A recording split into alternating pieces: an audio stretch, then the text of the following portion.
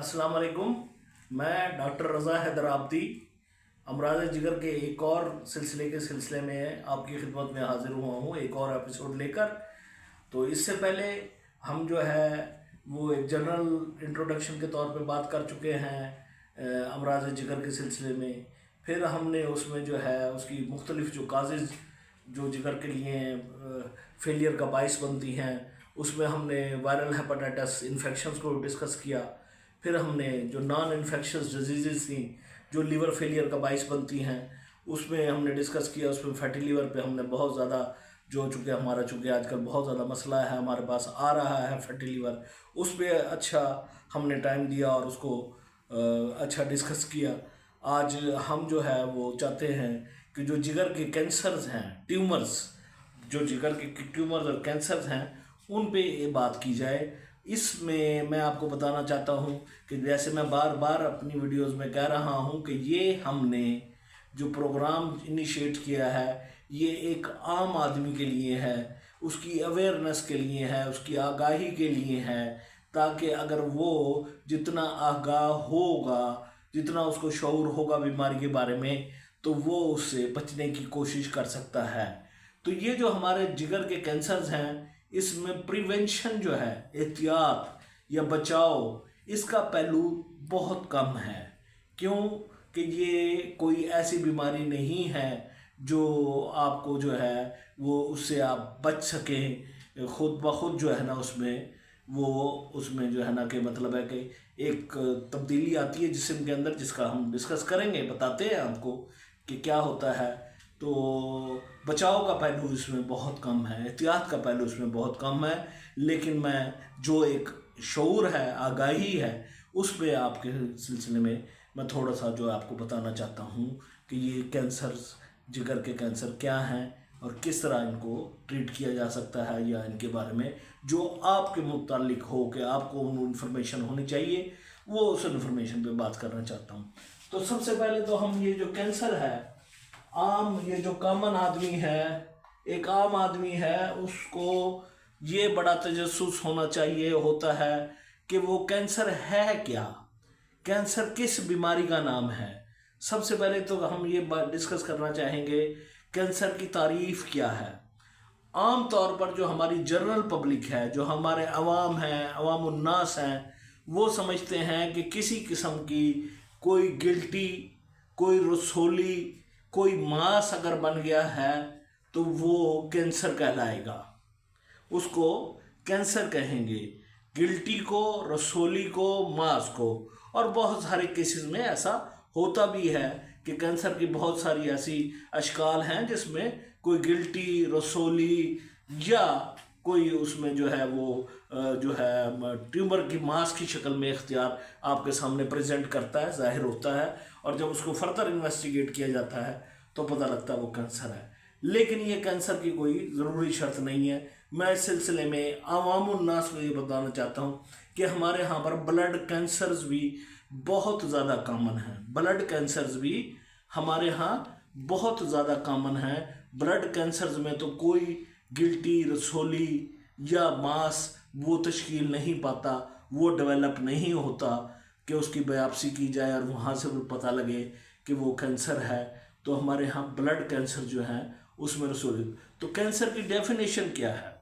Cancer की definition समझाने के लिए मैंने आपको एक छोटी सी एग्जांपल देना चाहता हूँ। ये देखेंगे, मैंने कोशिश की है कि ये मैं एक दीवार आपको दिखाऊं, जैसे दीवारें हमारे घरों में होती हैं, हमारे मकानों में होती हैं, कमरों में होती हैं।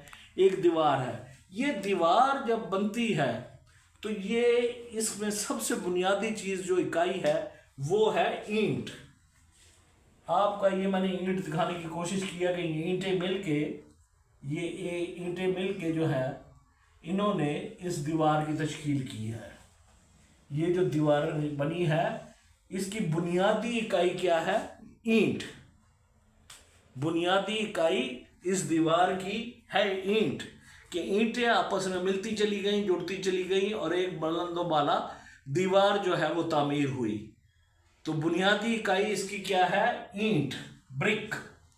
ठीक है, ये इस दीवार की बुनियादी इकाई है। इसी तरह हमारे जो और टिश्यूज हैं।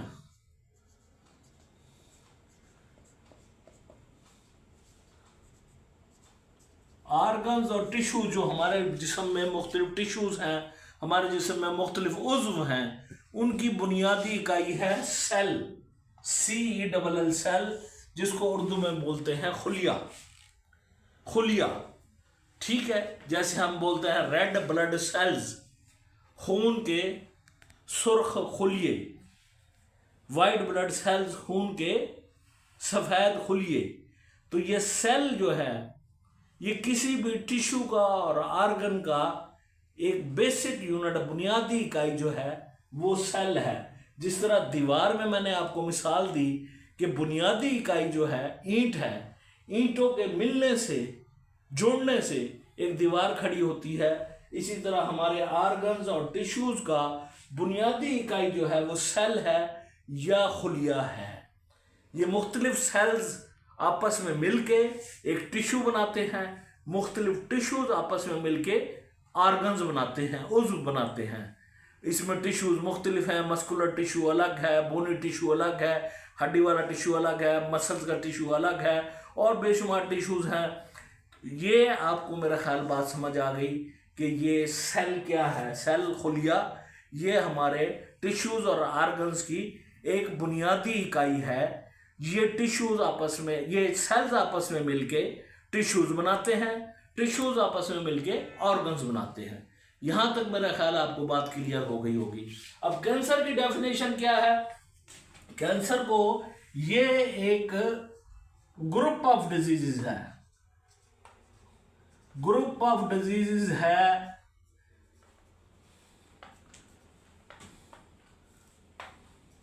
जो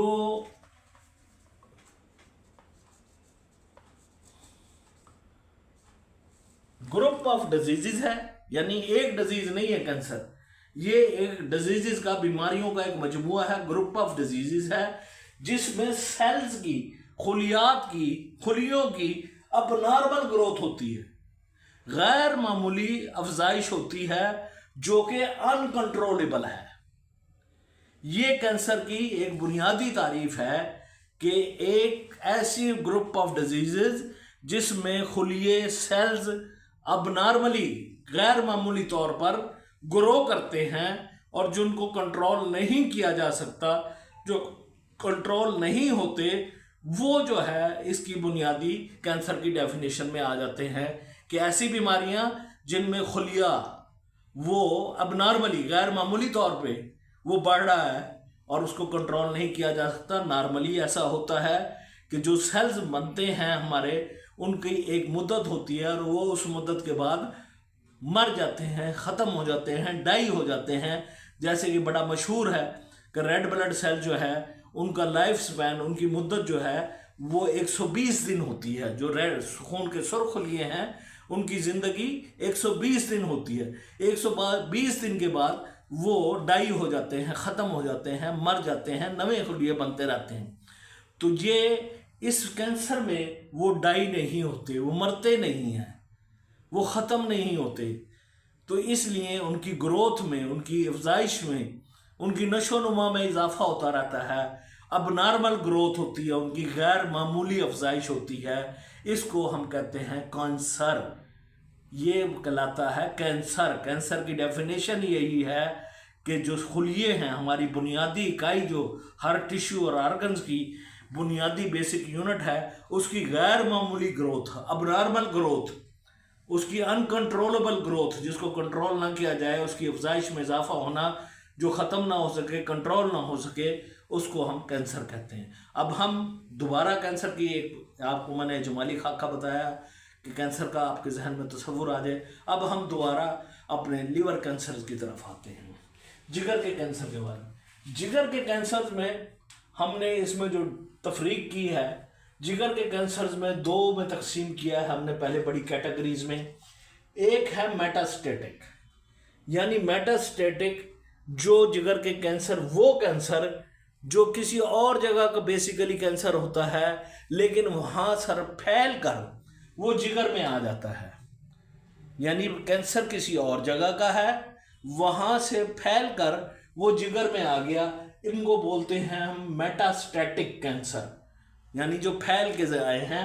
जिगर का अपना कैंसर नहीं है, किसी और जगह का कैंसर है। इसमें मोटी मोटी मिसालें हमारे मैदे और आंतों से कैंसर जो है वो जिगर में आ जाते हैं, कॉमनली हमारे फेफड़ों से आ जाते हैं, ठीक है जी। खवातीन में ब्रेस्ट से आ जाते हैं और प्रोस्टेट से भी आ सकते हैं और किसी और जगह से भी आ सकते हैं। कैंसर उन जगहों का होगा, ब्रेस्ट का होगा, आंतों का होगा, फेफड़ों का होगा, लेकिन वो फैल कर जिगर में तक आ जाएगा, तो ये इसको हम बोलते हैं मेटास्टैटिक कैंसर। ये मेटास्टैटिक कैंसर जो जिगर के कैंसरों में है, 90% ये होते हैं। 90% कैंसर जो दूसरी जगह के कैंसर फैल कर आ जाते हैं, ज़्यादातर कैंसर ये मेटास्टैटिक होते हैं, जो जिगर में दूसरी जगह से फैल कर आ जाते हैं। कैंसर होता किसी और जगह का है, जिस तरह मैंने बताया कि मैदे का है, आंतों का है, छाती का है और प्रोस्टेट का है, फेफड़ों का है, और वो फैल कर यहाँ पर आ गया 90%। इसको क्लोज करते हुए मैं बता दूं कि ये इस तरह के जो कैंसर होते हैं, it is very difficult to treat. मुश्किल हो जाता है इनको ट्रीट करना, क्योंकि जो जिगर में जो कैंसर आया है वो किसी और जगह का है और पता नहीं अल्लाह रहम करे कहाँ कहाँ वो फैला हुआ हो, तो इनको ज़रा मुश्किल हो जाता है डील करना, इनका इलाज ज़रा मुश्किल हो जाता है। तो ये 90% कैंसर ऐसे हैं जो जिगर में किसी और जगह से आते हैं। फिर उसके बाद दूसरा है प्राइमरी, यानी जो जिगर के अपने कैंसर हैं। जिगर के अपने कैंसर, जो जिगर के अपने खुलिये जो है वो अब नॉर्मली ग्रो करते हैं, जिनकी ग्रोथ अनकंट्रोलेबल होती है, और वो उसमें जिगर के कैंसर ये सिर्फ 10% है। इसमें हेपेटोसेलुलर कार्सिनोमा HCC और कोलेंजो कार्सिनोमा ये बहुत ज़्यादा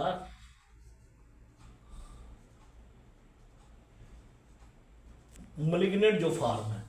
ये 10% कैंसर ऐसे हैं जो जिगर के अपने हैं, जिगर के अपने खुलियों में ग्रोथ की वजह से ये प्राइमरी कहलाते हैं। इसमें भी फिर आगे हमने 2 में तकसीम की है, एक है बिनाइन कैंसर ट्यूमर्स, एक है मलिग्नेंट ट्यूमर्स। बिनाइन का उर्दू में अगर तर्जुमा किया जाए तो बिनाइन से बनता है कि ये, इसको आप कह लेंगे नॉन कैंसरस। आम अपने ज़बान में लोग इनको कहते हैं कि जी ये बगैर जड़ों वाला कैंसर है, यानी ये फैलता नहीं है, ये बढ़ता नहीं है, ये फैलता नहीं है। उर्दू में मैं अगर इसका तर्जुमा करूं तो मैं ऐसे कहूँगा बेज़रर, कि ये नुकसान नहीं देता, बेज़रर है, ये फैलता नहीं है, एक इसका इजाफा नहीं होता। बिनाइन, इसमें जो है आपका जो है वो आ जाते हैं मुख्तलिफ किस्म के टैम्बर जिसमें ब्लड वेसल का ट्यूमर है, हेमेंजियोमा उसको बोलते हैं। इसी तरह एडिनोमा है, ये जो है जड़ों वाले नहीं होते, फैलने वाले नहीं होते, प्रोग्रेस नहीं करते, इनकी अलामात भी नहीं होती, ये कोई तकलीफ भी नहीं देते, ठीक है, और इनको किसी ट्रीटमेंट की ज़रूरत भी नहीं होती। ये बिनाइन ट्यूमर्स, बिनाइन जो रसौलियाँ हैं, बेज़रर, ये जो है इनका ना ट्रीटमेंट की कोई ज़रूरत होती है, ना ये किसी किस्म का पेन देते हैं, और ना इनमें फैलाव वाला एलिमेंट पाया जाता है। दूसरे कैंसर हैं मलिग्नेंट, जिसमें मैंने आपको बताया ये हेपेटोसेलुलर कार्सिनोमा, कोलेंजियो कार्सिनोमा, और रेयर इसके काजेज जो हैं लियोमायोसार्कोमा और दूसरे जो है वो सारा जो है उसमें शामिल होते हैं। ये वो कैंसर हैं जिसमें फैलाव है, जड़ों वाले कैंसर हैं, जो तेज़ी से फैलते हैं, ग्रो करते हैं, अपनी जो है वो अफजाइश करते हैं, ये कैंसर कहलाते हैं मलिग्नेंट। मलिग्नेंट कैंसर, फैलने वाले कैंसर, ये हेपेटोसेलुलर कार्सिनोमा, कोलेंजियो कार्सिनोमा। कोलेंजियो कार्सिनोमा जो हमारा बाइल का सफरावी सिस्टम है, गॉल ब्लैडर से आगे तक का, उसकी जो नालियाँ होती हैं उसके कैंसर को कोलेंजियो कार्सिनोमा कहते हैं। हेपेटोसेलुलर कार्सिनोमा खुद उसके अंदर मौजूद लिवर के अंदर पैदा होता है। इसकी मैंने आपको पहले बताया है कि इसकी वजूहात में यहाँ पर ये हेपेटोसेलुलर कार्सिनोमा HCC ऐसा है जिसकी पहले प्रिवेंशन जो मैं आपको बता चुका हूँ कि वायरल हेपेटाइटिस, बी और सी स्पेशली, वो इसकी बहुत बड़ी काज है, वो इसकी बहुत बड़ी वजूहात है। इसी तरह लिवर के जो है वो जो दूसरी बीमारियां हैं जिसमें फैटी लिवर बहुत तेज़ी के साथ आगे आ रहा है, वो भी ये हेपेटोसेलुलर कार्सिनोमा। पहले वो उसी तरह जिस तरह मैंने अपनी प्रीवियस वीडियो में बताया था कि पहले वो हेपेटाइटिस होता है, फिर फाइब्रोसिस होती है, फिर सिरोसिस होती है, और सिरोसिस जो है फिर वो मैलिग्नेंसी में, ये कैंसर में तब्दील हो जाती है। तो ये है कि इनकी बुनियादी वजूहात में हेपेटाइटिस में अगर प्रिवेंशन का कोई पहलू है तो वो पहलू वही है जो मैं आपको पहले बता चुका हूँ कि वायरल हेपेटाइटिस, फैटी लीवर और इस किस्म की दूसरी जो बीमारियाँ हैं जो प्रोग्रेस करते करते आखिर मैलिग्नेंसी में कन्वर्ट हो सकती हैं। और भी वजूहात हैं इसकी, लेकिन जो माशरती हमारे में कॉमन ज़्यादा है वो यही हेपेटाइटिस बी, सी, फैटी लिवर और इसी तरह दूसरी बीमारियां हैं। तो ये हमने एक कैंसर की जो है इजमाली जो है वो पिक्चर आपको बताई है। इसमें सिर्फ प्रिवेंशन जो है, एहतियात जो है वो यहाँ पर है, और वो भी पिछली स्टेज पर, कि मैंने बताया कि वायरल हेपेटाइटिस को कंट्रोल करें, फैटी लिवर को कंट्रोल करें, लिवर की दूसरे प्रॉब्लम्स को करें। अब इसमें जो कैंसर की है उसमें चलते चलते मैं आपको बता दूं इसकी अलामत। पहली बात तो यह है कि अर्ली स्टेजेस पे कोई अलामत नहीं होती, ठीक है। उसके बाद आहिस्ता आहिस्ता ऐसी अलामत हैं जिसमें हल्का सा बुखार हो सकता है। हल्का सा बुखार जब हो उसके साथ साथ ऐसा महसूस होगा आपको जैसे थकन का एहसास हो रहा है, ठीक है। इसके साथ साथ आपको जो है अनएक्सप्लेन्ड वेट लॉस, आपका वज़न गिरना, कम होना शुरू हो जाता है जिसकी कोई वजह बज़ाहिर नज़र नहीं आती, ठीक है। पेट के ऊपर वाले हिस्से में दाएं तरफ वहाँ पर हल्का हल्का सा दर्द हो सकता है, और आपको लेटर स्टेजेस पे, बाद की स्टेजेस में जॉन्डिस भी हो सकता है, जरकान यानी आपकी आंखें पीली हो जाए, चेहरा पीली हो जाए, और आपको ये इस तरह की अलामात जो हैं ये मिलती हैं। कोई ख़ास इसमें अलामात नहीं है। इसकी इन्वेस्टिगेशंस में आ जाएं तो वही लिवर फंक्शन टेस्ट है। अल्ट्रासोनोग्राफी बहुत अच्छी हेल्पफुल साबित होती है किसी भी मास को, लिवर का ट्यूमर को डिटेक्ट करने के लिए। सीटी स्कैन, एमआरआई और एक टेस्ट जो है ब्लड का किया जाता है बड़ा कॉमन, अल्फा फीटोप्रोटीन। ये है अल्फा फीटोप्रोटीन।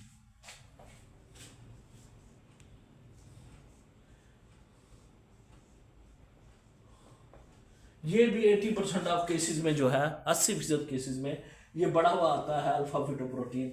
ये भी लीवर के लिए कराया जाता है। चलते चलते मैं आपको इसकी मामूली सी ट्रीटमेंट के बारे में बता दूं। इसकी जो ट्रीटमेंट है वो अपना बहुत मुश्किल हो जाती है, लेकिन ट्रीटमेंट के बारे में मैं आपको जो वेस्ट की सेइंग है वो बताना चाहता हूँ कि जो वेस्ट है वो कैंसर की ट्रीटमेंट के बारे में कहता है कि 1/3 cancers can be prevented. 1/3 cancer से बचा जा सकता है। 1/3 कैंसर्स कैन बी ट्रीटेड, यानी 1/3 कैंसर ऐसे हैं जिनका मुकम्मल इलाज हो सकता है, और 1/3 कैंसर ऐसे हैं जिनको मैनेज किया जाता है। 1/3 कैंसर का इलाज चल सकता है, मुकम्मल तौर पर ख़त्म नहीं होते कैंसर, लेकिन उनका इलाज चलता रहे तो अच्छा वक्त गुजार लेता है मरीज़, टाइम गुजार लेता है मैनेज। तो इसी तरह लिवर के ट्यूमर्स में ट्रीटमेंट, प्रिवेंशन तो उसकी बात हो गई, ट्रीटमेंट वो बहुत मुश्किल है। बाज़ औक़ात एक लोब में कैंसर पड़ा हो तो जो हेपेटोसेलुलर हेपेटोबिलियरी सर्जन्स हैं वो एक लोब निकाल देते हैं, उसको हेपेटेक्टमी बोलते हैं, बोल्ड डिसीजन लेते हैं, ठीक है। उसमें कुछ बेहतर रिजल्ट मिल सकता है, लेकिन बहुत मुश्किल है ये भी। लेकिन ये सर्जन का अपना डिसीजन है, वो देखे, उसको समझे कि सिर्फ एक जगह पर मखसूस है, लिवर के एक लोब में है तो वो पूरा लोब निकाल देते हैं, लोबेक्टमी या हेपेटेक्टमी बोलते हैं। उसके कुछ अच्छे रिजल्ट मिल जाते हैं, लेकिन ये बड़ा बोल्ड डिसीजन है, आमतौर पर हो नहीं रहा ऐसे। और ना ही आमतौर पर कैंसर ऐसे आता है कि एक लोब में हो, दूसरे लोब में भी वो अफेक्टेड होता है। तो ट्रीटमेंट इसकी बहुत मुश्किल है, लेकिन मैनेजमेंट ये है कि आजकल जो लिवर के जो प्राइमरी ट्यूमर्स हैं हेपेटोसेलुलर कार्सिनोमा वगैरह, इनकी आजकल मैनेजमेंट है। कुछ दवाइयाँ हमारे पास ऐसी आ गई हैं जो हम जो है इनको, अब पहले जैसी बात नहीं रही, इन मरीजों को मैनेज कर सकते हैं, इनकी हेल्प कर सकते हैं, इनकी जो बीमारियों जो तकालीफ है उनको कम कर सकते हैं, लेसन कर सकते हैं, रिड्यूस कर सकते हैं। सर्वाइवल जो है कोशिश की जा सकती है कि उसको बढ़ाया जाए, सर्वाइवल बढ़ सकता है इसमें। तो ये जो है कैंसर लिवर के मैनेजमेंट में आ जाते हैं। तो ये आज लिवर के बारे में मैंने आपको इसमें बताया। ये हमारा छठा एपिसोड है, ये अब हमने कंक्लूड कर लिया है। आप लोगों से दरख्वास्त है कि आप सब्सक्राइब करें हमारे चैनल को, लाइक करें, शेयर करें, कमेंट्स दें। इस सिलसिले में आखिरी और 7वां एपिसोड जिगर के अमराज पे मैं जो आपके कमेंट्स में जो क्वेश्चन आए हैं, जो को लोग पूछना चाहते हैं, कुछ मालूम करना चाहते हैं, मैं उनका जवाब देकर ये अमराज जिगर के सिलसिले को 7 एपिसोड में इंशाल्लाह ताला ख़त्म कर दूंगा। आपसे फिर दरख्वास्त है कि हमारे चैनल को सब्सक्राइब करें, लाइक करें, शेयर करें और कमेंट्स में हमें अपनी मुफीद तजावीज़ से आगाह करें। अस्सलाम वालेकुम।